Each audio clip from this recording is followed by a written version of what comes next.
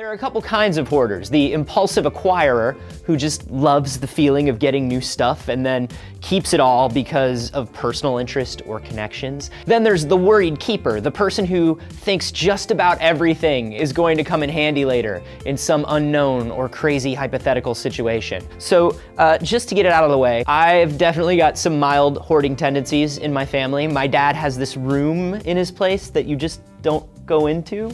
And then my mother has 30 years worth of magazine back issues in her garage. I've always been something of a collector of garbage, so that should tell you that I've got a vested interest here, but that probably also tells you a couple of other things. This is essentially an environmental issue, maybe even a genetic thing, and that's exactly what scientists have found. So they put a bunch of hoarders into an fMRI, because scientists love few things more than a good fMRI. And they found that asking those people to make choices about material possessions made the decision-making parts of their brain light up way more than it did in people without the disorder, which means hoarders actually have a higher emotional connection to physical stuff, just all stuff in general, but particularly things that they own. They're wired to.